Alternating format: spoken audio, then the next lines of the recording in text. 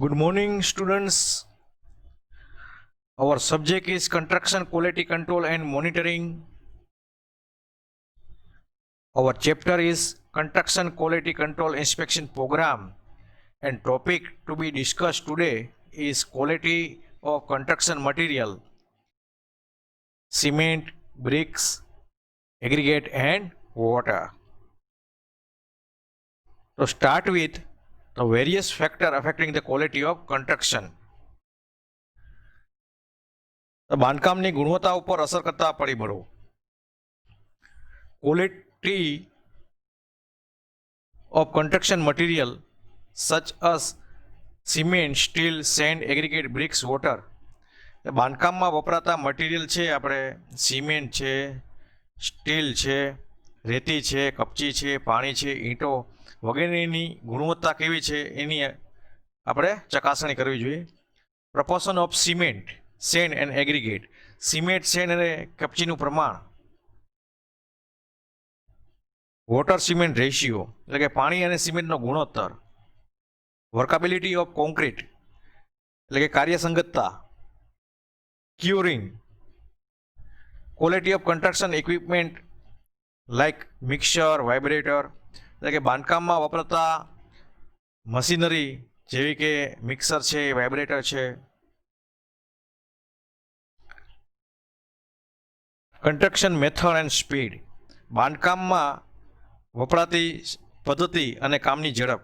જો વધારે આપણે કામની ઝડપ હોય તો બાંધકામની ગુણવત્તામાં થોડોક ઘટાડો આવે છે. Skill and experience of the workmanship. કારીગરોની કુશળતા અને એનો અનુભવ. ડિઝાઇન ઓફ કન્સ્ટ્રક્શન એલિમેન્ટ એટલે કે બાંધકામના વિવિધ ઘટકોની design. Mistake made during the construction એટલે કે બાંધકામ દરમિયાન થતી ભૂલો. And last is supervision work એટલે કે બાંધકામનું સુપરવિઝન. આ બધી બાબત ઉપર બાંધકામની ગુણવત્તા અસર કરે છે. તો સૌપ્રથમ આપણે સિમેન્ટની ગુણવત્તા ઉપર વાત કરીએ. Quality of cement. Cement is a important construction material in almost all the item of the work. Construction work, cement is required. The function of the cement is to binding, sand and aggregate, provide strength. The cement છે ને એ બાંધકામના વપરાતું સૌથી અગત્યનું material છે. બાંધકામમાં લગભગ દરેક આઇટમમાં સિમેન્ટનો ઉપયોગ થાય છે. સિમેન્ટનું વર્ક છે તે રેતી અને કપચીને જોડી અને મજબૂતાઈ આપવાનું છે. Cement is used for concreting, plaster, masonry work, flooring, grounding. એટલે કે કોન્ક્રીટના કામમાં, પ્લાસ્ટરના કામમાં, મેશનરી એટલે કે ચણતરના કામમાં, ફ્લોરિંગના કામમાં અને ગ્રાઉન્ડિંગમાં વગેરે ઉપયોગ થાય છે. There are two types of the testing for quality of cement. એટલે કે સિમેન્ટની ગુણવત્તા માટે બે પ્રકારના ટેસ્ટ થાય છે. એક તો પહેલું છે એ ફિલ્ડ ટેસ્ટિંગ અને બીજું છે એ લેબોરેટરી ટેસ્ટિંગ. હવે ફિલ્ડ ટેસ્ટિંગમાં આપણે open the bag of cement and take a good look at the cement. There should not be any visible lumps. એટલે કે આપણે સિમેન્ટની થેલી ખોલવામાં આવે અને તેમાં જોવામાં આવે તો સિમેન્ટ સારી દેખાવી જોઈએ અને એમાં કોઈ પણ જાતના વિઝિબલ લમ્સ દેખાવા જોઈએ, ગઠ્ઠા જોવા મળવા ન જોઈએ. The colour of the cement should B greenish grey. એટલે કે સિમેન્ટનો રંગ એક સરખા લીલાશ પડતો રાખવા કે બાદામીનો હોવો જોઈએ. When hand is inserted in the cement bag it should be give the cool feeling. એટલે કે સિમેન્ટની થેલીમાં આપણે હાથ નાખતા સિમેન્ટ છે એ ઠંડો લાગવો જોઈએ.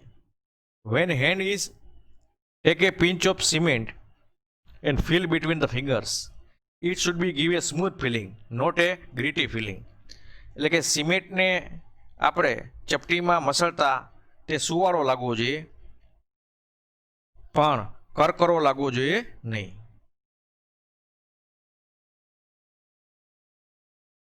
Tech a handful of cement and throw it on a bucket full of water. The particles should be float on the water for some times before they sink. એટલે કે સિમેન્ટને મુઠ્ઠી ભરી અને પાણીમાં નાખતા તે થોડો સમય છે એ પાણી ઉપર તરતો હોવો જોઈએ. Take about 100 grams of cement, add some water and prepare a stiff paste. From the stiff paste, put a cake with a sharp edge. Put it on a glass plate and slowly take it under the water in a bucket. The shape of the cake should not be disturbed while taking it down to the bottom of the bucket. After 24 hours, the cake should be retain its original shape and at the same time it should be also set and gain some strength. એટલે કે આશરે આપણે 100 ગ્રામ જેટલી સિમેન્ટને પાણી થોડુંક એમાં નાખી અને પેસ્ટ બનાવવામાં આવે છે. તેમાંથી તીક્ષ્ણ ધારવાળી એક કેક બનાવો. કેકને કાચની પ્લેટ ઉપર મૂકી અને પ્લેટને પાણી ભરેલી ડોલમાં ધીરે ધીરે તળિયામાં આપણે મૂકતા જઈએ. હવે પ્લેટને પાણીમાં નીચે લઈ જતી વખતે કેકનો આકાર છે એ બદલવો જોઈએ નહીં અને 24 કલાક પછી કેક તેના મૂળ આકાર જાળવી રાખવી જોઈએ અને સાથે સાથે થોડીક સ્ટ્રેન્થ પણ મેળવતી હોવી જોઈએ. તો આ સિમેન્ટનું સ્થળ ઉપરનું આપણે સામાન્ય પરીક્ષણની વાતો કરી. હવે આપણે સિમેન્ટની લેબોરેટરી ટેસ્ટિંગ ઉપર ડિસ્કશન કરીએ. તો તેમાં આવે છે પહેલું ફાઇનેન્સ, બીજું આવે છે કન્સિસ્ટન્સી, ત્રીજું આવે છે સેટિંગ ટાઈમ, પછી આવે છે કોમ્પ્રેસિવ સ્ટ્રેન્થ, પછી કે સાઉન્ડનેસ, પછી છે હીટ ઓફ હાઇડ્રેશન અને કેમિકલ કમ્પોઝિશન.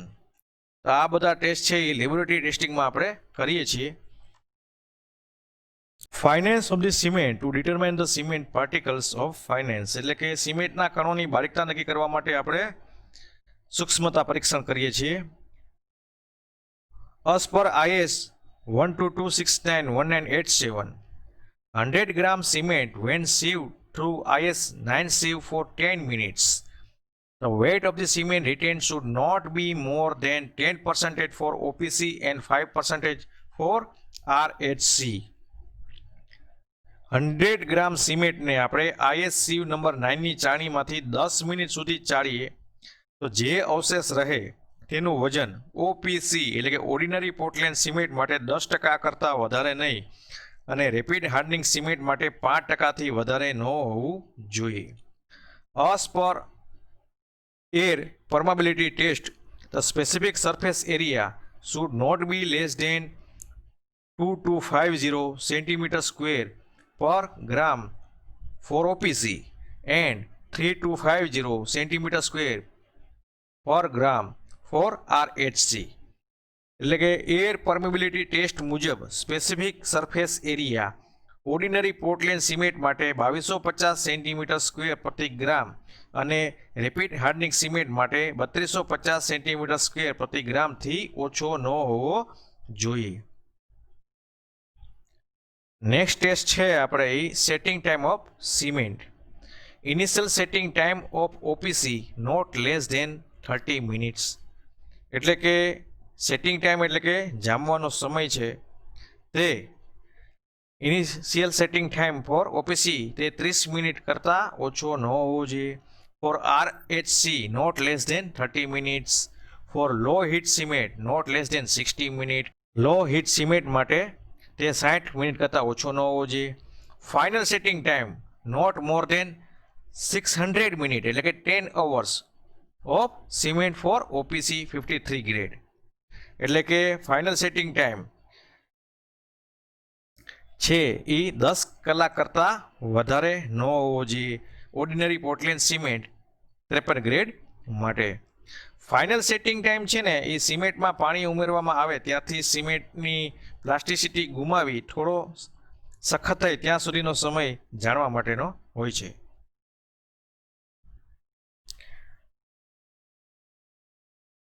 નેક્સ્ટ છે એ કોમ્પ્રેસિવ સ્ટ્રેન્થ ફોર સિમેન્ટ, એટલે કે સિમેન્ટનું દબાણ દરમિયાન સામર્થ્ય આપણે નક્કી કરવા માટે.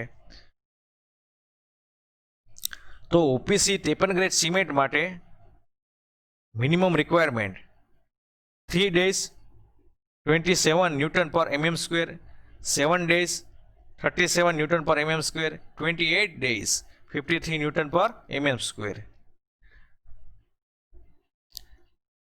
નેક્સ્ટ છે આપણી સાઉન્ડ નેસ્ટ. સખત થતા સિમેન્ટના કદમાં થતા વધારો નક્કી કરવા માટે આપણે સાઉન્ડ ટેસ્ટ કરીએ છીએ. લી ચેટેલિયર ટેસ્ટ પરીક્ષણ. The volume of expansion should not exceed 10 mm cement by autoclave test. Expansion should not exceed 0.8%. એટલે કે લી ચેટેલી ટેસ્ટના પરીક્ષણ કરતાં વિસ્તરણ છે એ 10 mm થી વધુ ન હોવું જોઈએ, અને બાય ઓટોક્લેવ ટેસ્ટના પરીક્ષણ કરતાં વિસ્તરણ છે એ 0.8% થી વધુ ન હોવું જોઈએ. So this is the test regarding laboratory. Now next topic is our storage of cement. એટલે કે સિમેન્ટનો સંગ્રહ કરતી વખતે આપણે ધ્યાનમાં રાખવાના મુદ્દાઓ. Bag of cement should be storage in waterproof shed with porous wall and floors. એટલે કે ગોડાઉનની આપણે જે સિમેન્ટનો સંગ્રહ કરીએ છીએ તેનું ફ્લોરિંગ છે, દિવાલ છે, છાપરું છે, એ બધું છે એ વોટરપ્રૂફ હોવું જોઈએ. Plinth level should be well above the ground level. એટલે કે એનું પ્લિન્થ લેવલ છે, જે આપણે ગોડાઉન છે અથવા તો જે જગ્યાએ આપણે સિમેન્ટનો સ્ટોરેજ કરીએ છીએ તેનું પ્લિન્થ લેવલ છે ગ્રાઉન્ડ લેવલ કરતાં ઊંચું હોવું જોઈએ. Number of opening like doors, window and ventilators should be minimum and keep tightly shut. એટલે કે બારી, બારણા અને વેન્ટિલેશનની સંખ્યા છે ને એ ખૂબ જ ઓછી હોવી જોઈએ અને તે સરખી રીતે બંધ થઈ શકતા હોવા જોઈએ. Cement bag should be kept 30 centimetre away from walls. એટલે કે સિમેન્ટની થેલીઓ દિવાલથી છે એ 30 સેન્ટીમીટર દૂર રાખવી જોઈએ. Not more than 14 bags should be kept one above other. એટલે કે સિમેન્ટની થેલીઓની થપ્પીની ઊંચાઈ છે એ 14 થેલી કરતાં વધારે ન હોવી જોઈએ. To reduce air circulation no gap is desirable between the rows of cement bags. એટલે કે સિમેન્ટના થેલીઓની વચ્ચેની હવાની અવર જવર ઘટાડવા સિમેન્ટની થેલીઓની થપ્પી વચ્ચે જગ્યા ન રાખવી જોઈએ. The moist air cement bag should be placed on wooden planks kept above the floor. ભેજયુક્ત વિસ્તારમાં ફરસ ઉપર આપણે લાકડાના પાટિયા મૂકીને સિમેન્ટની થેલીઓ મૂકવી જોઈએ. Old bag should be use first for beams and slab casting use fresh bags. એટલે કે આપણા સંગ્રહ થયેલી સિમેન્ટની થેલીઓમાં જે પહેલાં આવેલી હોય સિમેન્ટ તે આપણે પહેલાં વાપરવી જોઈએ, પણ જો બીમ અને સ્લેબનું કાસ્ટિંગ કરવાનું જેવામાં આપણે ઉપયોગ કરવામાં હોય ત્યારે આપણે ખૂબ જ તાજી ફ્રેશ બેગ આવેલી હોય તે વાપરવી જોઈએ. Once the cement has been properly stored it should be not be disturb until it's to be use. The practice of moving and restacking the bags expose fresh cement to air. એટલે આપણે સિમેન્ટનો સંગ્રહ એ રીતે કરવો જોઈએ કે તે કોઈ રીતે ડિસ્ટર્બ ન થાય અને પહેલાં આવેલી સિમેન્ટ છે એ પહેલાં જ વપરાવી જોઈએ અને સિમેન્ટનો સંગ્રહ છે એ આપણે લાંબા સમય સુધી કરવો જોઈએ નહીં. નેક્સ્ટ આપણો ટોપિક છે એ quality of bricks, use of bricks. એમાં આવશે પહેલાં કે ઈંટોનો ઉપયોગ કઈ રીતે થાય છે. તો ઈંટ છે એ આપણે બાંધકામમાં અગત્યનું મટીરિયલ છે અને ઈંટ છે તે બાંધકામમાં construction of the load bearing structure with the masonry wall. એટલે કે દિવાલના ચણતર કામમાં પાર્ટીશન વોલ બનાવવા માટે ફ્લોરિંગ, કોલમ અને આર્ક બનાવવા માટે ઉપયોગ થાય છે.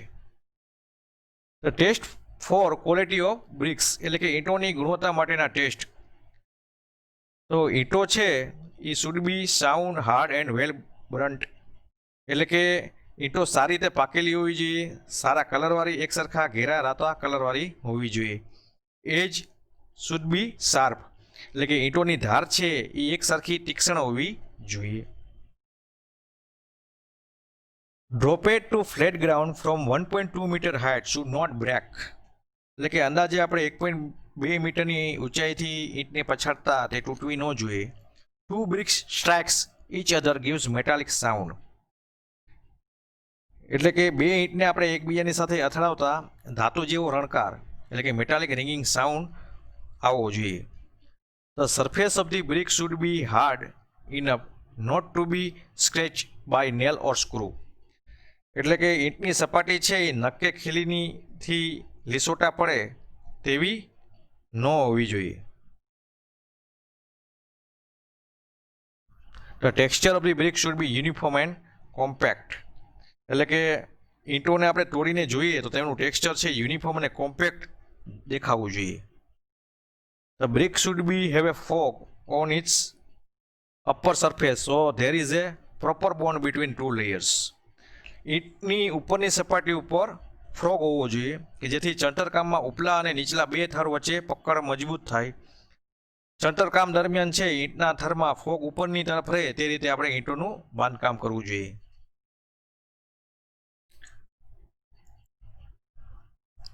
Size of the brick. હવે આઈએસ મુજબ છે એ ઈંટની સ્ટાન્ડર્ડ સાઇઝ છે એ 19 by 9 સેન્ટીમીટર છે. The weight of the brick is about 2.7 to 3.1 kg. એટલે કે ઈંટનું વજન છે તે 2.7 થી 3.1 kg જેટલું હોય છે. And nominal size of the BRICS will be 20 into 10 by 10 centimetre. એટલે ફરમાની સાઇઝ છે એ આપણે 20 by 10 by 10 સેન્ટીમીટરની પણ હોય છે.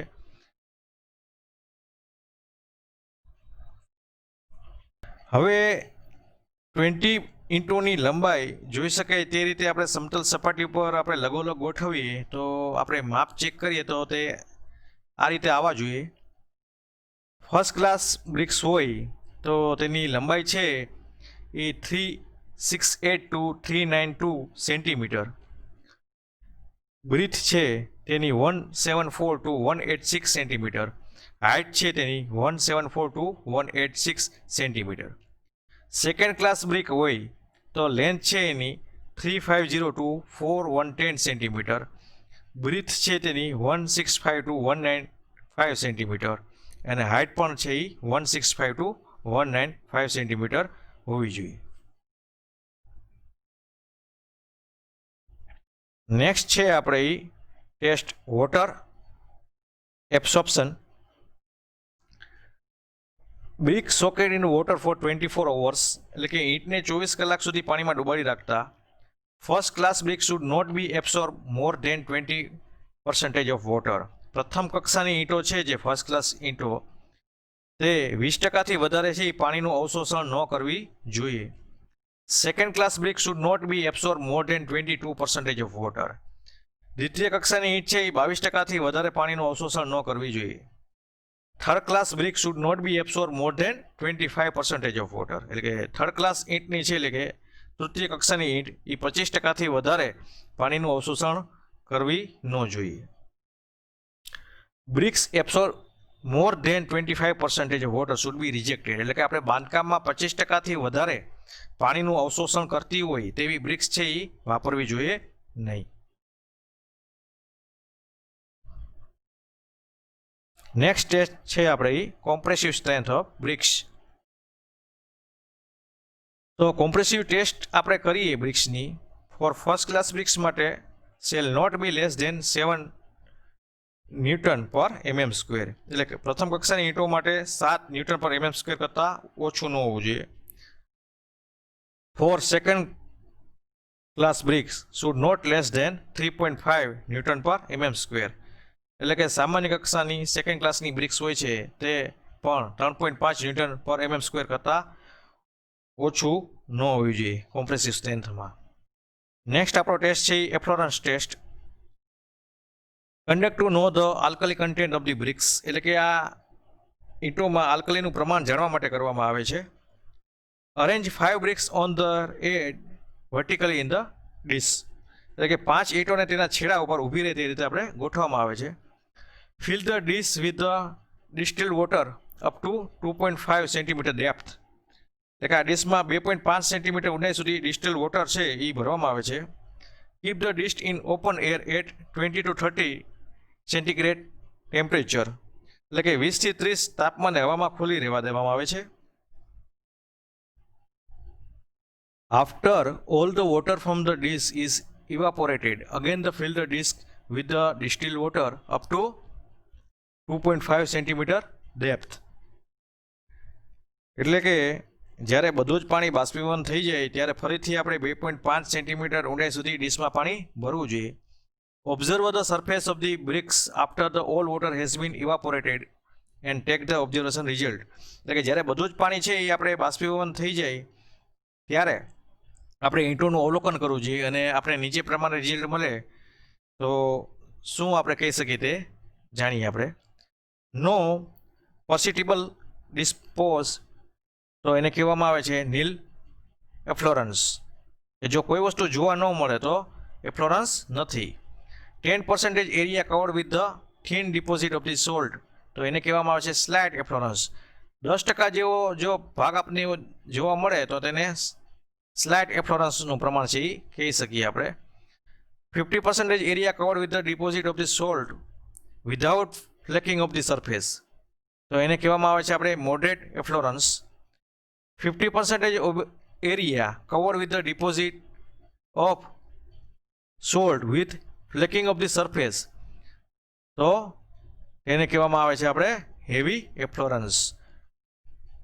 So this is some test regarding the bricks. Now the next topic is a quality of aggregate. The quality of aggregate, there are two types of the aggregate based on size: fine aggregate and coarse aggregate. Fine aggregate ની size છે smaller than 4.75 mm. Coarse aggregate size greater than 4.75 mm. As per IS 383/1970, natural aggregate should be preferred. એટલે કે IS 383/1970 મુજબ natural એગ્રીગેટને પ્રથમ પસંદગી આપણે આપવી જોઈએ. For fine aggregate, the grading limit shall be as per IS 383/1970 મુજબ હોવી જોઈએ. For coarse aggregate, should not contain flaking and the elongated aggregate more than 15%. એટલે કે કોર્સ એગ્રીગેટના જથ્થામાં ફ્લેકી અને ઇલોંગેટ પાર્ટિકલ્સ 15%થી વધારે હોવા જોઈએ નહીં. Fineness modulus FM for fine aggregate should be 2 to 3.2. એટલે ફાઇન એગ્રીગેટ માટે ફાઇનાન્સ મોડ્યુલર્સ છે એ 2 થી 3.2 ની વચ્ચે હોવા જોઈએ. અને ફોર કોર્સ એગ્રીગેટ FM એટલે કે finance modular should be 5.5 to 8.0. એટલે કે ફાઇનાન્સ મોડ્યુલર છે એ 5.5 થી 8ની વચ્ચે હોવા જોઈએ ક્રોસ એગ્રીગેટ માટે. હવે આપણે ફાઇનાન્સ મોડ્યુલર ક્લાસિફિકેશન સેન્ડ માટે જોઈએ તો 2.2 to 2.6ની વચ્ચે જો આવે તો તેને આપણે ફાઇન સેન્ડ કહેવામાં આવે છે. 2.6 to 2.9ની વચ્ચે આવે તો એને આપણે મીડિયમ સેન્ડ કહેવામાં આવે છે. 2.9 to 3.2 હોય તો એને ક્રોસ સેન્ડ કહેવામાં આવે છે. Alkali content Na2O should not exceed 0.06%. એટલે કે એગ્રીગેટના આપણે વોલ્યુમમાં છે ને જથ્થામાં આલ્કલી Na2Oનું પ્રમાણ છે એ 0.06%થી વધારે હોવું જોઈએ નહીં. Aggregates shall be hard, strong, durable, clear and free from vanish. એટલે કે એગ્રીગેટ છે સખત હોવા જોઈએ, મજબૂત હોવા જોઈએ, ટકાઉ હોવા જોઈએ, સ્વચ્છ હોવા જોઈએ અને ફ્રી ફ્રોમ વેનિશથી હોવા જોઈએ.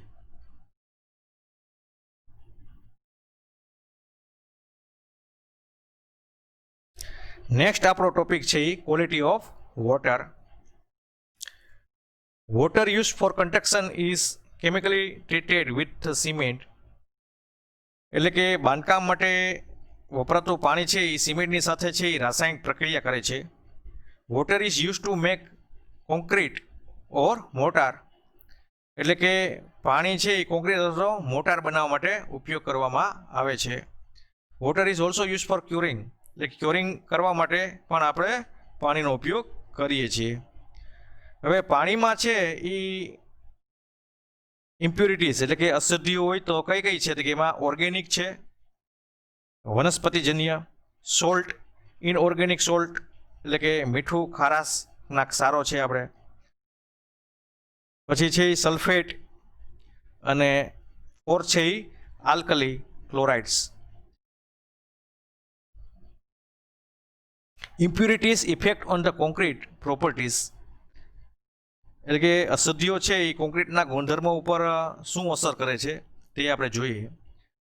Dissolve salt reduce strength by 10 to 30%, એટલે કે પાણીમાં જો ડિસોલ્વ સોલ્ટનું પ્રમાણ છે એ વધારે હોય તો કોન્ક્રીટની કોમ્પ્રેસિવ સ્ટ્રેન્થમાં 10 થી 30% જેટલો ઘટાડો થાય છે.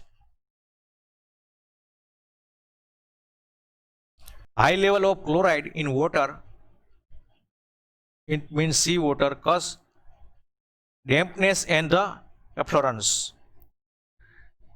એટલે કે પાણીમાં ક્લોરાઇડનું પ્રમાણ વધારે હોય, દાખલા તરીકે આપણે દરિયાનું પાણી લઈએ તો તેમાં ડમ્પનેસ અને એફ્લોરન્સ થાય છે. C water causes corrosion of iron rods, એટલે કે દરિયાના પાણીથી લોખંડના સળિયાનું છે ને એ કોરોઝન થાય છે, ખવાણ થઈ જાય છે. Sodium and potassium carbonate set up the cement faster and reduce the strength of the concrete in the large quantity, એટલે કે સોડિયમ અને પોટેશિયમ કાર્બોનેટ છે એ સિમેન્ટનું ઝડપથી સેટિંગ કરે છે, અને જો એ વધારે પ્રમાણમાં હોય તો કોન્ક્રીટની સ્ટ્રેન્થ પણ ઘટાડે છે. Calcium chloride accelerate the setting of cement, calcium chloride છે સિમેન્ટનું સેટિંગ છે એ ઝડપથી થાય છે. Water algae reduce the grip between the cement and the aggregate and the increase the amount of air in the concrete so that the strength of the concrete decrease, એટલે કે પાણીની લીલ છે એલ્ગી સિમેન્ટ અને એગ્રીગેટની વચ્ચેની પકડ છે મજબૂતાઈ ઓછી કરે છે, અને કોન્ક્રીટમાં હવાનું પ્રમાણ વધારે છે, તેથી આપણે કોન્ક્રીટની સ્ટ્રેન્થમાં ખૂબ ઘટાડો જોવા મળે છે. If the sugar content in the water is more than 0.20%, the setting is done quickly and the service is reduced for 28 days, એટલે કે જો પાણીમાં છે એ આપણે ખાંડનું પ્રમાણ 0.20%થી વધારે હોય તો સેટિંગ છે ઝડપથી થાય છે, અને 28 દિવસથી સ્ટ્રેન્થમાં પાછો ઘટાડો જોવા મળે છે.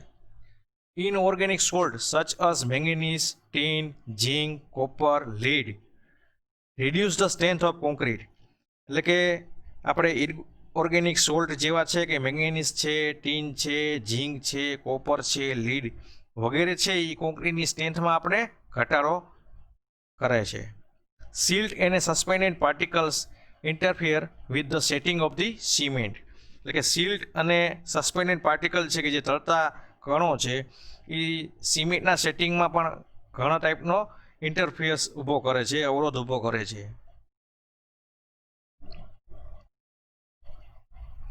The maximum amount of the impurities in the water for making concrete is as per IS 456-2000 type of impurities, એટલે કે અશુદ્ધિઓ, અને મેક્સિમમ એની આપણે પ્રમાણ mg પર લીટરમાં, તો ઓર્ગેનિક હોય છે તો તેનું પ્રમાણ છે એ મેક્સિમમ 200 mg પર લીટર સુધીનું હોવું જોઈએ. ઇનઓર્ગેનિક છે અશુદ્ધિ તો તેનું પ્રમાણ છે એ 3000 mg પર લીટર કરતાં વધારે હોવું જોઈએ નહીં.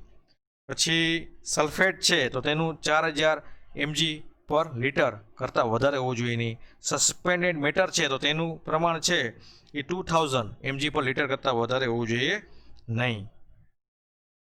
So potable water is required for construction, એટલે કે પીવાલાયક પાણી છે એ બાંધકામ માટે ખૂબ જરૂરી છે. So thank you students.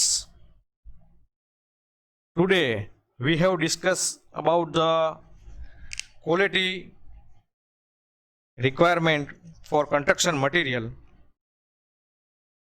We have discussed about the quality of cement and the testing of cement. We have discussed about the quality of bricks and the testing of bricks, and we also discuss about the quality of aggregate and the quality of water. Thank you, student.